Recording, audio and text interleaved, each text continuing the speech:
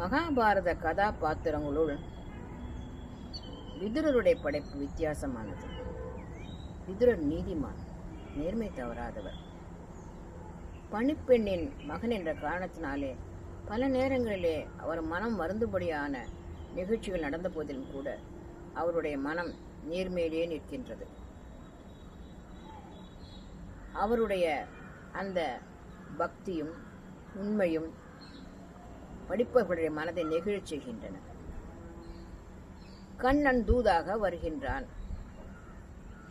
பாண்டவர்கள் சார்பிலே தூதாக வருகின்றான். அஸ்தினாபுரத்து வீதியிலே நடந்து வந்து கொண்டிருக்கின்றான். ஒவ்வொரு மாளிகையின் முன்னாலே அவர்கள் இருக்கின்றார்கள். கண்ணனை தாங்கள் அழைத்துச் செல்ல வேண்டும் என்று. பீஷ்மர் வீட்டு வாசலில் இருக்கின்றான் கண்ணன். பீஷ்மர், கண்ணா வாவா, இது என் மாளிகை தான் என்று கூப்பிடுகின்றார். சிரித்துக்கொண்டே கண்ணன் கடந்து போகின்றான். துரியோதன, கண்ணா என்னுடைய வீட்டிற்கு வா என்று கூப்பிடுகின்றார். இப்படியே ஒவ்வொருவராக என் வீட்டிற்கு வா என்று அவர்கள் மாளிகையின் முன்னே நின்று கூப்பிடுகிறார்கள். கண்ணன் சிரித்துக்கொண்டே கடந்து போகின்றார்.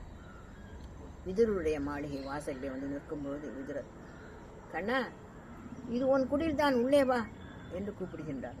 மனம் நெகிழ்ந்து போகின்ற கண்ணன் உள்ளே நுழைகின்றான்.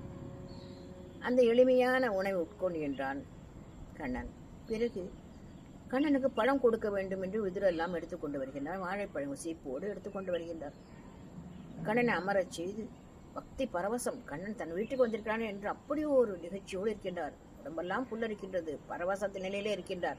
என்ன செய்கிறோம் என்றே தெரியவில்லை, அப்படி ஒரு மகிழ்ச்சி அவருக்கு. என்ன கண்ணன் வந்திருக்கிறானே அவர் வீட்டுக்கு சாப்பிடுவதற்கு. வாழைப்பழத்தை எடுத்தார், ஒவ்வொன்றாக உரித்தார். என்ன செய்கிறோம் என்று அவருக்கே தெரியவில்லை. தோலையெல்லாம் ஒவ்வொன்றாக கண்ணனிடம் கொடுத்தார். பழத்தை எல்லாம் கீழே போட்டு கொண்டு வந்தார். ஒரு பழத்தை எடுப்பார், உரிப்பார், பழத்தை கீழே போடுவார், தோலை கொடுப்பார். கண்ணன் சிரித்துக் கொண்டே தோலை தின்று கொண்டிருப்பார். இப்படியே அத்துணை பழங்களும் கொடுத்தாகிவிட்டது. பிறகுதான் உணர்வு வருகின்றது, பழம் தீர்ந்து விட்டது என்று.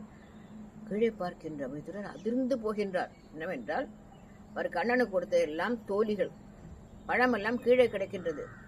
உரித்த தோலியை கண்ணனு கொடுத்து விட்டு பழங்களை எல்லாம் கீழே போட்டிருக்கிறார் விதுரர். விதுரர் நடுங்கி போகிறார், எப்படிப்பட்ட அபச்சாரம் செய்து விட்டோம் என்று. கண்ணனுக்கு ஒரே சந்தோஷம், சிரிப்பு. கண்ணனுக்கு எப்படி என்றால் உள்ளம்தான் பெரிதே தவிர கொடுக்கின்ற பொருள் பெரிதல்ல அல்லவா. ஆகையினாலே மகிழ்ச்சியோடு விதுரரை சமாதானப்படுத்தி விட்டு, தனக்கு மிகவும் பிடித்தது தான் நீ கொடுத்திருக்கிறாய் என்று விதுரரையும் சமாதானப்படுத்தி விதுரரையும் சந்தோஷப்படுத்துகிறார் கண்ணன். இது தெரிகிறது அல்லவா. இறைவனுக்கு கொடுக்கின்ற பொருளோ அந்த ஆடம்பரமோ அங்கு அவருக்கு பொருட்டல்ல. எளிமையாக இருந்தாலும் சரி, என்ன கொடுத்தாலும் சரி, மகிழ்ச்சியோடு ஏற்றுக்கொள்கின்ற ஒரு மனநிலை தான் தெய்வங்களுக்கு உண்டு. கண்ணனுடைய மனநிலை என்ன? விதுரருடைய மனதை புரிந்து கொண்ட காரணத்தினாலே அவர் கொடுத்த தோலை கூட சந்தோஷமாக எடுத்து உண்டிருக்கின்றான் கண்ணன். எப்படிப்பட்ட மனநிலை கண்ணனுடையது! ஆக கொடுக்கின்ற பொருள் பெரிதல்ல, கொடுக்கின்ற மனம்தான் பெரிது. மனதை தான் இறைவன் பார்க்கின்றான்.